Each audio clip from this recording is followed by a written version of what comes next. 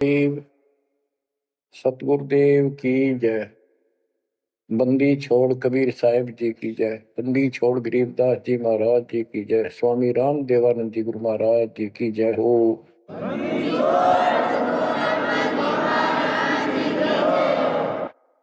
सर्व संतों की जय, सर्व भक्तों की जय, धर्मी पुरुषों की जय। श्री काशी धाम की जय, श्री सुडानी धाम की जय, श्री क्रोथा धाम की जय, श्री बरवाड़ा धाम की जय। सत साहिब परमपिता परमात्मा कबीर परमेश्वर जी की असीम श्रद्धा से बच्चों आपको अमर कथा सच्चा ज्ञान सुनने को मिल रहा है। आपकी किस्मत परमात्मा ने अलग लेखनी से लिखी है, अलग आपका अकाउंट है जिस पर काल का कोई अधिकार नहीं है। बच्चों, परमात्मा का एक एक शब्द अपने को सत्य मानना होता है। या तो भक्ति पर लगो मत, भोगो कष्ट। भक्ति पर लग के भी और भक्ति मार्ग में अविश्वास होता है तो वो प्राणी सफल नहीं होता। जैसे दास को पहले शुरुआत में परमात्मा की चाह खूब थी और ये सुना करते थे द्रौपदी का चीर मिट गया, नरसिंह दास भगत की कुंडली भगवान ने ली।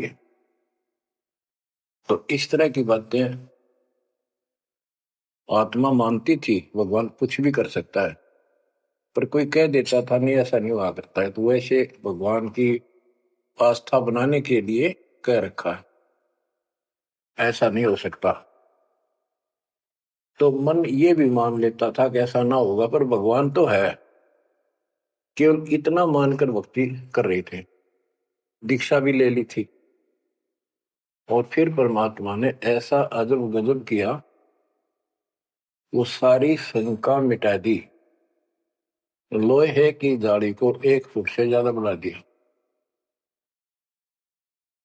और दोनों को बढ़ा दिया, एक को भी। तो बच्चों, विश्वास बहुत जरूरी है। जैसे आपको उदाहरण दिया जाता है सत्संग के माध्यम से। एक गांव के बाहर 2 साधक साधना कर रहे थे। एक 40 साल से बैठा था, आयु 60 के आसपास हो चुकी थी। दूसरा 4 वर्ष से साधना करने लगा था, वो भी घर त्याग कर बाहर आश्रम बना रखा था। तो बच्चों, वैसे तो साधना दोनों की ही शास्त्र विरुद्ध थी। पिछले संस्कार से प्रेरणा इतनी प्रबल हो जाती है कि आत्मा भगवान की तरफ तड़प जाती है, उसको खोज के लिए निकल पड़ती है और जैसा कोई मार्गदर्शन मिलता है उसी अनुसार अपना सारा जीवन कुर्बान कर देती है। उससे उसका कुछ तप बन जाता है और कुछ सिद्धियां आनी शुरू हो जाती हैं। उससे उसका वह बोलबाला हो जाता है। फिर उसकी मृत्यु के बाद वह एक यादगार बना दी जाती है। वो नरभाग आप तो नरक में गया, आने वाले उस गांव की कई पीढ़ियों को भी नरक भेजने का सामान तैयार कर गया। आने वाली पीढ़ियां उसी को मत्था टेक टेक के उस कब्र पे, उसकी मूर्ति पे और अपनी मनोकामना पूर्ण करवाती हैं। होता किसी का कुछ नहीं, पर वह भावना बन जाए। एकाधिका वैसे सूत बैठ जाए, दाव लग जाए स्वाभाविक। जो भक्ति ना करते उनका भी हो जाता है। वो तो उसका संस्कार होता था और वो नियमित उसका कर देते थे। हम भी ऐसे ही थे। अब बताना चाहता दास, फिर भी विश्वास बहुत काम करता है। भगवान उसके नंबर देता है अलग से, तो उसकी भक्ति में आस्था अगले जन्म में भी बनी रहती है। इस तरह की क्रियाओं से जो आस्तिक और नास्तिक दोनों क्रिया करता है, वो घर का रहता ना घाट का। एक देवदूत आया करता था ऊपर से, विष्णु जी के लोक से। और वो आकर के उन दोनों भक्तों से काफी देर तक चर्चा परमात्मा की करता था और वो प्रश्न करते रहते थे, भगवान ठीक है, वहां की व्यवस्था कैसी है। तो वो देवदूत दोनों भक्तों के पास घंटों बैठ कर जाया करता था।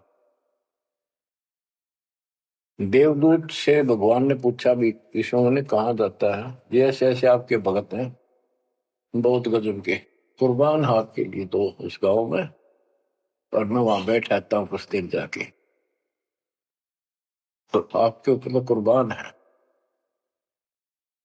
तो विष्णु जी बोले, मैं भगत तो एक है, एक तो वैसे टाइम पास कर रहा है। देवदूत बोला, जी वो होगा जो 40 साल से आपके लिए कुर्बान घर छोड़ के आया हो। तो भगवान बोले, ना, दूसरा जो 4 साल से बैठा है वो भगत है, उसको मुझ पर विश्वास है और बड़े को विश्वास नहीं है। ये बात उस देवदूत का गले नहीं उतरा, ये तो हो ही नहीं सकता। तो भगवान ने समझ लिया कि देवदूत को विश्वास नहीं मेरी बात पे। तो विष्णु जी बोले, भाई एक काम करना देवदूत, आज तू लेट जाना समय से, दोस्त जिस समय जाता है, और फिर वो पूछेंगे कारण लेट होने का, तो उनको फिर ऐसे बताना कि आज भगवान ने समय दे रखा था कि दोपहर को सुई के नक्के में के सुराख में हाथी निकाल लेगा भगवान, और कहना कि मैं उसको देखने के लिए रुक गया, और भगवान ने हाथी उस सुई के नक्के में के निकाल दिया।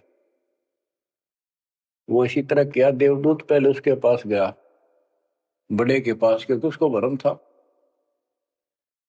तो विष्णु जी ने कहा था, फिर ये देखना वो कौन क्या प्रक्रिया करता है, तुझे स्वयं फैसला हो जाएगा भगत कौन है। देवदूत उस बड़े के पास गया, उसने भी ये जाते कारण पूछा कि क्या बात, देवता से लेट हो गए, आपकी बहुत इंतजार थी और आपके साथ बैठकर भगवान की चर्चा करते थे, अच्छा समय व्यतीत होता था, क्या बात होगी, क्या कारण हो गया, लेट हो गया बस। देवदूत ने वही बताया कि आज दोपहर को भगवान ने एक लीला करनी थी, वो देख कर आया। तो भगत बोला, क्या लीला की, कि कमाल कर दिया भाई, हद कर दी। भगवान ने एक हाथी को सुई के नक्के में निकाल दिया, इसको देख कर आया मैंने, इसको देखने के लिए रुका था। भगत बोला, 40 साल वाला देवदूत देवता इसी झूठ बोल, किसी का जत जा, ये कभी हो सकता है, सुई के नक्के में का हाथी निकल जा, क्यों झूठ बोल रहा है, देवता होकर ऐसी बात कर रहा है। तो उस देवदूत के होश उठ गए, उसके सारे अनुभव फेल हो गया। तो भगवान ठीक कह के थे, तो कति डांगर है, जब इसको इतना विश्वास नहीं भगवान कुछ नहीं कर सकता, तेरे जैसा घसियारा है, फिर भक्ति क्यों कर रहा है। देवदूत उठ कर चल पड़ा, फिर वो 4 साल वाले के पास गया, उसने सोचा यूं तो हमारा धमका दे मेरे को, गुस्से होएगा, इसको तो ज्ञान ही कुछ नहीं होगा अभी तक। तो उस 4 साल वाले ने भी, भगत ने पूछा, देवदूत तभी लेट हो गए, आपके आने की बड़ी इंतजार रहती थी, आज तो सोच लिया था शायद नहीं आएंगे, क्या काम हो गया ऐसा कोई, हमें भी बताओ। देवदूत बोला, भाई क्या बताऊं, झूठ मैं कह नहीं सकता, और सच्ची की शेखर गला उतरती नहीं। भगत बोला, बताओ तो सही क्या बात है। क्या दोपहर को भगवान ने एक लीला करनी थी, मैं उसको देखने के लिए रुक गया। क्या लीला थी। देवदूत बोला, सुई के नक्के में गए, भगवान ने हाथी निकालना था। भगत बोला, फिर क्या हो गया, कि वो निकाल दिया, कमाल कर दिया। बोला, बस भगवान निकाल दे, सारी पृथ्वी ने, धरती ने सुई के नक्के में गए, आप हाथी में आश्चर्य कर रहे हो। तो देवदूत ने सीने से लगा दिया उस बालक को। वो बोला धन्य तेरे माता पिता जिससे जन्म हुआ है। भक्ति का विश्वास नहीं तो खाक भक्ति है वो। कह कबीर सुनो विसा दो मैं तो हूं विश्वास में। तो अपने परमात्मा की लीला पर अविश्वास नहीं होना चाहिए। और ये धीरे धीरे आपके साथ भी परमात्मा ऐसी लीला करते रहेंगे और कर भी दी होगी। और ना भी हो तो इतने सारे प्रमाण दिए जाते हैं, विश्वास कर लेना। परमात्मा की भक्ति से दूर ना होना। अब बच्चों, आपको अजब गजब का ज्ञान दास बता रहा है जो संत गरीबदास जी को परमात्मा से प्राप्त हुआ। और ऐसा निर्णायक ज्ञान है, इसका रिजल्ट इस पूरी कथा का फिर बाद में आपको बहुत अच्छा निष्कर्ष मिलेगा। पार्वती जी शिव की पत्नी और 108 बार मर चुकी थी। 109वें जन्म में भी उसने शिव जी को ही पति बनाया। ये संस्कार था उनका। नारद मुनि ने एक दिन आके पार्वती जी को समझाया कि हे माता, भगवान शंकर जी के पास एक ऐसा मंत्र है जो आपको बता देना, उस नाम के जाप से आप अमर हो जाओगे, अन्यथा आप 108 बार मर चुके हो। और वो भगवान उसके प्रमाण के लिए आपके शरों की खोपड़ी की माला बना रखी है। 108 है गिन दिए। पार्वती जी बोली भाई नारद बिल्कुल सही है, 108 है। मैं पूछती हूँ ये किसके क्या है, तो वो टाल मटोल कर जाते हैं। तो हे माता, आपका जन्म मरण मिट जाएगा। तो वो बोली भाई ये मेरे बात समझ में नहीं आती कि शिव महाराज जी मेरे से कुछ नहीं छुपाते, और इसने ये कैसे छुपा रखा मंत्र मेरे से बहुत प्यार करते हैं। और बताते हैं तेरी मृत्यु के बाद मैं बहुत रोता था। तो नारद जी ने कहा माता, अभी तक आप उनको पति मानती हो, जिस दिन परमात्मा रूप देखोगी और उनको एक गुरु रूप में नम्र भाव से प्रश्न करोगी, कति अति नम्र होकर, तब ये गुप्त मंत्र आपको बताएगा। ये मंत्र शिव जी ने किसी को नहीं दिया आज तक, क्योंकि ऐसा किसी का लक है नहीं, ऐसा भाव किसी का है नहीं। तो आपको वो भाव बनाना पड़ेगा जिससे वो आपको अमर मंत्र दे दे। नारद कह के चला गया। पार्वती को बेचैनी होगी माता जी को। शिव जी जब घर आए और दिनों तो वो दूसरे ढंग से बात करा करती, क्योंकि पत्नी बराबर का हकदार होती है, हिस्सेदार होती है। उस दिन चरणों में लेट गई, दंडोत प्रणाम किया और चरण पकड़ के रोने लगी और कहने लगी, हे भगवान, मुझसे ऐसी कौन सी गलती बन गई कि आपने मेरे से वो अनमोल मंत्र छुपा रखा है। हे भगवान, मैं 108 बार मरी, क्या आप दुखी नहीं हुए होगे? मुझे वो नाम बता दे जिससे मेरा जन्म मरण मिट जाए। अब शिव जी उसके मुंह की तरफ देख रहा है, पार्वती की सारी आओ भाव को समझ रहा है। कहने लगा, पार्वती, आज तेरे को कौन सा भगवान आत्मा मिल गया जिसने तेरी बुद्धि बदल दी? ये तेरी बुद्धि का ज्ञान नहीं है, तेरे को तो मैं जानता हूं। ये बात तेरे मन में भी नहीं आती थी।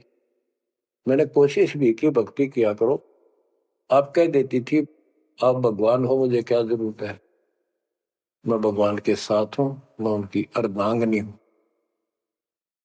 तब पार्वती जी ने बताया कि नारद जी आए थे, उन्होंने मुझे ये सब बताया। तो भगवान शंकर बोले, पार्वती सुन ले, जितनी बार तू मरी मेरा पागल जैसा हाल हो जाया करता था। एक बार तो राजा दक्ष के यज्ञ में जलकर मरी, तेरे अस्थि पिंजर को उठाए मैं 10,000 वर्ष तक घूमता रहा था कंधे पर रख के, और पार्वती पार्वती करता हूं। तो एक सुदर्शन चक्कर आया, उसने काट के तेरे टुकड़े कर दिए शरीर के। जब मैं ठगा सा रह गया, मेरे हाथ कुछ नहीं बचा, फिर तेरा जन्म हो गया, शादी फिर होगी। वह भूल पड़ी। ये मंत्र ऐसा अजब गजब है, ये आम व्यक्ति को नहीं बता जा सकता। भगवान शंकर जी ने कहा कि अब तेरी आत्मा सच्चे दिल से डिमांड कर रही है, अब मैं तुझे यू नाम दूंगा। गरीबदास जी बताते हैं कि जैसे सीप एक जानवर होता है, शंखला सा जैसे एक शंख होते हैं, इस टाइप के मजबूत शरीर का, और उसको सीप बोलते, सीप। वह सीप जो है, गर्मी हो जाती है जब उसको अंदर पानी की डिमांड होती है, मोती बनाने के लिए उसमें प्रेरणा होती है, जैसे पशु में गर्भ धारने की होती है।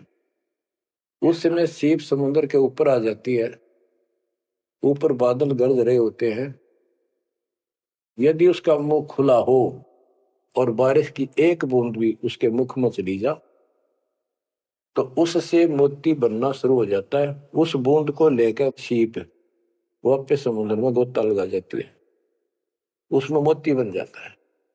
और यदि सीप का वो मुंह बंद हो तो सारा सामान बरस जाए उसके ऊपर, मोती नहीं बना। तो पार्वती को समझाया कि अब तेरी सीप आत्मा का मुंह खुल चुका है, अब मैं यू नाम दूंगा, असर करेगा। और पहले तेरी सीप आत्मा का मुंह बंद था, इसलिए ये उन्मोद मंत्र ऐसे व्यर्थ नहीं कर सकता था। फिर कहा कि चलो, सुबह सुबह एकांत स्थान पर पहुंच गए। वहां एक सूखा वृक्ष था, पत्ते भी नहीं थे, उसके नीचे बैठ गए। और बच्चों वहां पर दोनों हाथों की ताली बजाई, तो आसपास के पक्षी उड़कर भाज गए, इतना शोर हुआ। और जो अंडे थे वो बच्चे बढ़कर उड़ गए। उसी वृक्ष की खोगड़ में एक खोखले स्थान पर तोते के अंडे थे। वो जो अंडे थे, उस स्वस्थ अंडे तो बच्चे बढ़कर उड़ गए, और एक अंडा अस्वस्थ था, कति खराब हो गया था, गंदा हो गया था, वो वही रह गया। भगवान शंकर को पता नहीं था कि इसमें कोई तोते के बच्चे भी हैं, अंडे भी हैं। उनको मालूम था कि अंडे भी होंगे तो बच्चे बनकर जा चुके होंगे। अब बच्चों, बहुत सी कहानी इस एक ही कथा से आपको समझ में आएगी। जैसे ये क्या करते हैं, भक्ति ना करके मृत्यु के प्राप्त हो जाते हैं, फिर क्या करते हो, अस्थियों को उठाते हैं, जड़ी हुई हड्डियों को, उनको उठाकर गंगा में बहा के आते हैं। उनका उद्देश्य तो ये होता है कि इसको इतने गहरे पानी में डाल दे कि जो व्यक्ति मर जाता है, स्त्री या पुरुष, जब वो प्रेत बन जाता है तो अपने घर आता है। घर में वो अपने बॉडी को खोजता है, फिर वो जाता है शमशान घाट पे। उसको एहसास होता है कि ये ताजा ताजा जो फूके गए हैं, ये तेरी हड्डी है। उन हड्डियों को अपनी मान कर उनका चिपक जाता है भूत, और फिर कभी घर और कभी उन हड्डियों के पास वहां चक्कर काटता रहता है और परिवार वालों को तंग करता है। तो इसीलिए उसको उन हड्डियों समेत उठाकर उसने इसी जगह डालते हैं, उसको भेदा नहीं लगता, और वो भटक भटक के चला जाता है। तो बच्चों, अब हमने न तो ये क्रिया करनी, क्योंकि हम भूत बनाए को नहीं, हमारी सच्ची भक्ति है, और उससे कोई समाधान नहीं हो जाता। तो इसी प्रकार तो दास बताना चाहता है कि मरने के बाद भी उन हड्डियों को भी वो जीव अपना मान रहा था कि मेरी है, उनके चिपक जाता है। इसी प्रकार जो गंदा अंडा हो गया था, वो आत्मा उसका चिपकी हुई थी कि मेरा है। हालांकि वो कति खत्म हो चुका था, कुछ दिन में वो सूख जाता, खत्म हो जाता, फिर वो उसको छोड़कर चलती। तो वो आत्मा उसके साथ चिपकी हुई थी। उधर से पार्वती जी को कथा सुनाना शुरू कर दिया, अमर कथा सुनाई। क्योंकि गरीबदास जी कहते हैं, कबीर साहब ने बताया, हम बैरागी ब्रह्मपद सन्यासी महादेव, सोहम मंत्र दिया शिव जी को, वो करे हमारी सेव। तो कबीर साहब ने इन सब को यो अमर ज्ञान सुनाया था, सतलोक वाला, सृष्टि रचना सब सुनाई। भगवान ऐसा है, भगवान ऊपर है, भगवान ऐसा है, वो सब का मालिक है। जब तो मान ली, प्रथम नाम एक ले लिया, किसी को ओम दे दिया, किसी को सोम दे दिया, किसी को हरियम, किसी को किलियम। इस तरह इनको अपना बनाया परमात्मा ने। और फिर सोचा था कि दोबारा मैं आऊंगा, अगर इनकी बुद्धि काम करेगी, इनकी आस्था ठीक रही, तो फिर नए सिरे तो मंत्र पहला दूंगा। जब दूसरी बार परमात्मा गए तो इन सब की बुद्धि काल ने फेर दी। इन्होंने सुनी भी नहीं कबीर साहब की बात। तो कबीर साहब वापस आ गए। अब वो ज्ञान शिव जी को था, पार्वती को बताया और मंत्र दिया उसको। अब बच्चों, 5 नाम शिव जी को बताए थे, लेकिन शिव जी विशेषकर एक सोहम मंत्र ही जाप करता है। ये चक्कर ये है कि जो गुरु बताते हैं हम उस पर ना रुक करके फिर मनमुखी जरूर करते हैं कोई कोई। और परमात्मा जी ने, कबीर साहब ने शिव जी को सब कमलों का भेद बताया था। ये योगी था, इससे तो एक कमल भी नहीं सुलझा था, एक भी, और अभी तक नहीं सुलझा है, लेकिन ज्ञान सारा बता दिया था। तो पार्वती को सुनाया जा रहा था ज्ञान, पार्वती यश करती जा रही थी, देखो ये मूल कमल है, आगे चलो स्वाद चक्र है, फिर नाभि कमल है, हृदय कमल है, उसमें ऐसे ऐसे देवता हैं, कंठ कमल में ऐसा है, त्रिकुटी कमल तक पहुंचा दिया। बस पार्वती जी ध्यान मग्न होगी, उसको नींद आ गई, बोलना बंद कर दिया। उधर से वो पक्षी इस कथा को सुनने से वो अंडा स्वस्थ हो गया तोते का, और ओंकार्य बुलंद आ गया। शिव जी ने देखा आवाज और तरह की आई, पार्वती तो सो रही है, लटके ले रही है बैठी बैठी, आवाज कहां से आई? उसने देखा पक्षी उस वृक्ष की खोगड़ में, उथोथे स्थान में नजर पड़ा, पक्षी उड़कर भाग लिया। शिव जी उसके पीछे चल पड़े कि इसने मेरा ज्ञान चुरा लिया। आकाश में उड़ गया, उड़ के पीछे हो लिया। ये तोते वाला जीव परमात्मा की अमर कथा सुनता है, उसमें भी शक्ति सिद्धि आ गई थी। और ये ज्ञान जो है पूरे पहुंचे हुए संत से सिद्धि युक्त और अधिकारी से सुनने से ज्यादा असर करता है। भगवान शिव 3 लोक के प्रधान है, इनमें आध्यात्मिक शक्ति है, वो साथ मिलकर उसकी आध्यात्मिक शक्ति के साथ वो वाणी परमात्मा अमर कथा उसके भी बॉडी में गई, उसमें सिद्धि आ गई। मोक्ष तो बहुत दूर की बातें हैं, ये तो लंबा चैप्टर है, लंबी कहानी है, लेकिन थोड़ा थोड़ा हिंट आपको देना पड़ता है, कहीं कभी कोई मिसगाइड ना करते। सिद्धियों कहते ये अष्ट सिद्धि 9 निधि के भरे पड़े हैं शिव जी, और इनके वचन से भी सिद्धि आ जाती है, किसी को ये कह दे तो। लेकिन उन सिद्धियां ने के चाटा, ये मोक्ष तो ना हुआ है। भाव कहने का ये है कि वो तोते वाला प्राणी वेद व्यास के आश्रम में पहुंच गया, उड़ता उड़ता पीछे पीछे शिव जी, वहां शरीर छोड़ गए, और व्यास की पत्नी ने जमाई ली थी, उसके द्वारा सांस के द्वारा वो सूक्ष्म जीव अंदर चला गया। और जब गर्भ धारण का समय आया तो उनके गर्भ में स्थान दिया, उस बच्चे के शरीर में प्रवेश हो गया, 12 वर्ष तक वही रहा। आगे कथा इसमें आगे आएगी, वो बताऊंगा। अब ये वाणी सुनाऊंगा जो आसानी से आपका समझ में आएगी। मोक्ष मुक्ति का लख्यान बेवा, ब्रह्म पुत्र व्यास सुखदेवा, सतगुर मेरा महादेव पंका, 84 की मिटी न शंका। के महादेव जैसे भी उनको मिले फिर भी 84 लाख योनियों का चक्कर उसका मिटा नहीं। 78 जन्म गौरी भरमाई, शिव को रुणमाला गले लाई। अर्ध शरीरी देवी गौरा, जिनका थीर बयानी मोरा। 108 जन्म पार्वती जन्मती मरती रही और शिव जी ने उसके सिर की माला, सिर के रुंड खोपड़ियां माला बनाकर गले में डाल रखी थी। अर्ध शरीरी देवी गौरा, जिनका थीर भया नहीं बोरा। अर्धंगनी थी शिव की पार्वती और उसका भी मोक्ष नहीं हुआ। नारद मुनि उपदेश बखाना, गिरजा सुनो मोक्ष पद ज्ञाना। सुन हे देवी गौरा माई, 68 तीर्थ पर भी नाई।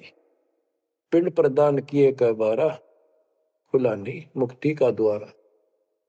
जब पिंड प्रदान कहते हैं ना, पिंड प्रदान करने से भूत जुनी जा छूटे थे, पिंड प्रदान करंत गरीबदास जिंदा के नहीं मिला भगवंत।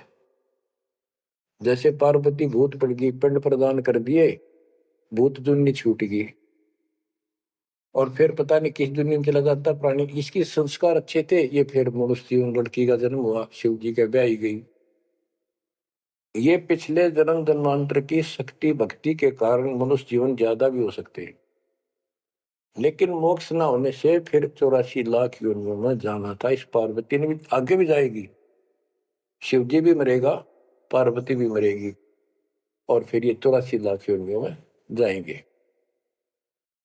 कहते हैं चंद सूरज की आयु लग, जो जीव का रह शरीर, सतगुर से बेटा नहीं तो अंत कीर का कीर। अगर चांद सूरज की आयु तक भी जीव का शरीर रहे और पूरा सतगुरु मिला नहीं तो अंत में कीड़े मकोड़े बनेगा। अब नारद जी बता रहे पार्वती जी को, सुन हे देवी गौरा बाई, 68 तीर्थ पर भी नाई। पिंड प्रदान किए के बारा, खुला नहीं मुक्ति का द्वार। सारे कर्म कांड कर लिए तेरे मृत्यु के बाद, तेरा फिर भी मोक्ष नहीं हुआ, फिर जन्म हुआ। रुंडमाला शिव के गले माही, सो देवी तुम जानो माही। गरीब रुंडमाला शिव के गले, गेजा के सब शीश, भक्ति दुराई देव को ना परसा जगदीश। तुमरा देवी रूप विशाला, शिव तो पैर रहे रुंडमाला। भौतक पर लहो हो जाई, लंबी उम्र शिव कलिमाई। दीर्घायु शिव है अनुरागी, तुम देवी गौरी दिल की। मूल मंत्र ने नाम सुनाया, ताते कल्प हुए तेरी काया। महादेव देवनपति देवा, जाकी करी न गौरी सेवा। कर बंधन कर शीश नवाओ, तन मन अर्पो शीश चढ़ाओ। शिव है मोक्ष मुक्ति के दाता, तो से भेद कहूं गौरी माता। चरण गहो चिंतामणि केरा, ताते प्राण अभय हो तेरा। कमल रूप देवी दिल की न, नारद मुनि उपदेशी चीन्या।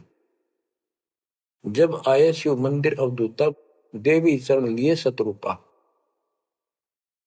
अब कहते नारद के कहने से पार्वती जी ने, गौरी देवी ने कति पाक साफ दिल कर लिया, कमल की तरह।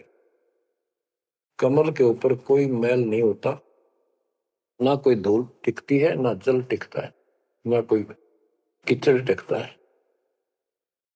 तो ऐसा साफ दिल किया और जब शिवजी घर पर आए, उनके चरणों में चरण लिए सतरूपा।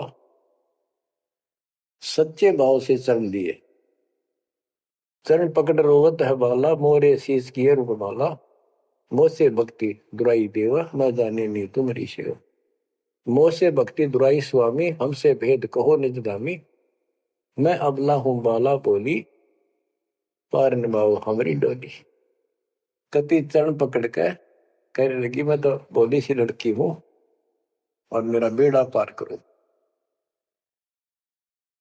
बच्चों, ये सारी कहानी आपको मौखिक सुना दी, इन वाणियों में सारा इसी का निष्कर्ष है।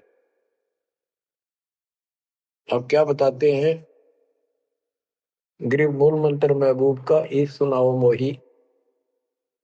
पार्वती जी कहती है शिव जी को कि उस परमात्मा का समर्थ शक्ति का जो मूल मंत्र है वो मुझे बता दो। अब इन मूल मंत्र का पता नहीं, जिस भी नाम को ये गुप्त रखते हैं जो विशेष नाम के पास है उसी को मूल मंत्र मांग रहे थे। गिरी मूल मंत्र महबूब का ए सुनाओ मोही, युगन युगन के पातक कटे छूटे तेंद्र द्रोही। पूर्व जन्म की कथा सुनाओ, मूल मंत्र हमें शिव गोराओ, भूल रही भवसागर हमी, मोक्ष मुक्ति के दाता तुम ही। शिव बोले सुन देवी बाता, को उपदेशी मिला विदाता, ये तो ना ही ज्ञान तुम्हारा, हम सो भेद कहो परवार। कि आज जैसे तू बोल रही है कि तेरी बुद्धि की बात नहीं, तुझे कौन ऐसा भगवान आत्मा मिल गया जिसने तेरा मन फेर दिया। गिरजा कह सुनो शिव स्वामी, तारण तन आदि घरनामी, नारद मुनि उपदेश समोदो, दीन ज्ञान ध्यान परमोदम। शिव समर्थ बोले हैं जब ही, गौरी ज्ञान सुनाया तब ही। कोटि कल्प प्रलय युग बीती, ज्ञान ध्यान सब ही परचिति, तुमरा मन नारद मुनि फेरा, सुनो ज्ञान तुम गौरी मेरा। बनखंड चलो गौरी दीवानी, पंछी सुने न हमारी बानी। ऐसे स्थान पर चलो पक्षी भी कोई हमारी बात ना सुन सके। जब शिवकर से लाई तारी, उड़ गए पंछी नर और नारी।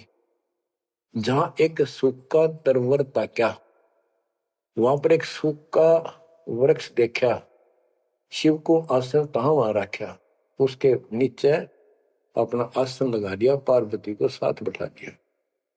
जहां एक गंदा अंडा तिस्माही, तिस जानत समर्थ साई। योग असंख्य कल्प बरमाया, पूर्व जन्म कोई पिछला आया। अब तुम सुनो गौरी मेरा ज्ञाना, आसन मुख कर कोटिसाना। आसन पदम लगाओ गौरा, मेर दंड सुधा कर भोगा। गरीब आसन पदम लगाए कर भंवर चुड़ाओ सुन, अनहद नादू बाजही जहां लगाओ तुम।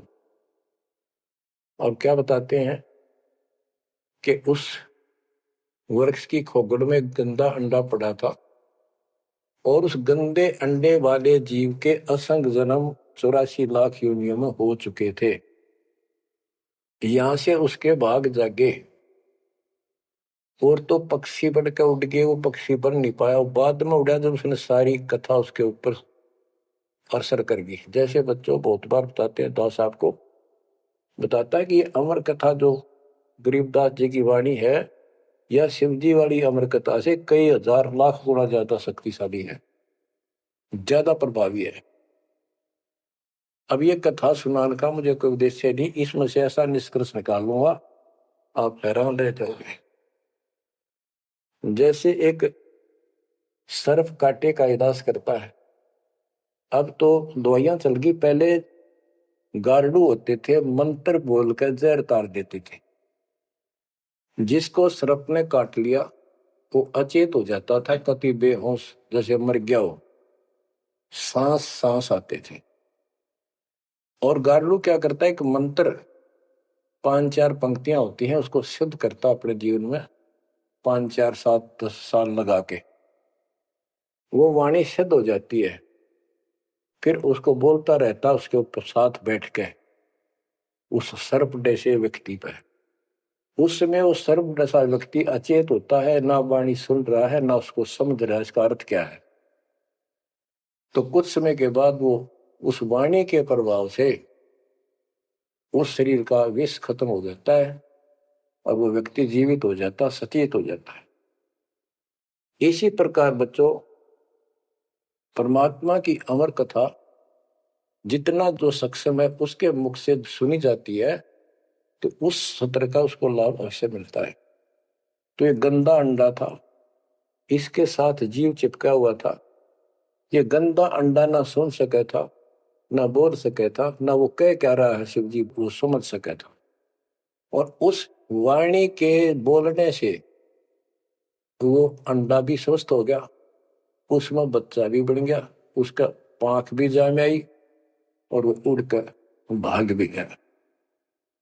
इसी प्रकार जो आज मानव के ऊपर रहम हुआ है, गरीबदास महाराज जी की अमरवाणी इससे भी ज्यादा स्ट्रोंग है। और ये अब दास के बुक से चला करेंगी अखंड पाठों में, आसपास के पक्षियों पर भी असर करेगी, आसपास के पशु पक्षी जीव जंतु पेड़ पौधों सब का ऊपर ऐसे असर करेगी जैसे इस पर किया था। और ये सब धीरे धीरे यहाँ से शरीर छोड़ते जाएंगे और मनुष्य जीवन पाते जाएंगे। ये सीधे फिर आके मालिक के चरणों में आएंगे। बच्चों भक्ति जरूर करेंगे, भक्ति करेंगे तो मालिक कहीं ना कहीं उनको मिलेगा। अब मैं सुखदेव ऋषि की सुनाता हूं, पार्वती का तो दिया। अब एक बात विचार करो कि जहां पार्वती जी को मंत्र मिला, अमर मंत्र मिला, वो नाम मिला भक्ति करने का, यानी वो शिक्षा भई, तो वो स्थान पार्वती के लिए तो अमरनाथ हो सका है। ये जो वहां आजकल जावे हैं मत्था टेकन देखन दर्शन करन, उनके लिए अमरनाथ नहीं है वो। अब जैसे आपने जिस भी आश्रम नाम दान केंद्र पे या कहीं भी दास से दीक्षा ली है, आपका वो स्थान अमरनाथ है। लेकिन उस स्थान से कुछ नहीं लेना देना, मोक्ष नाम से होगा। उस स्थान से मोक्ष नहीं है, वो स्थान तो आपको जिंदगी भर याद रहेगा, मुझे वहां दीक्षा मिली थी, बस इतनी बात है, और ये अमर ज्ञान मुझे प्राप्त हुआ। लेकिन मुक्ति नाम से होगी। और जो बोले आत्मा इतने ऊंचे पहाड़ों पर जाते हैं दर्शन करके आवांगे। अब विचार करो, जैसे दास ने बहुत बार समझाया आपको, ये तीर्थ क्या होते हैं, ये धाम क्या है।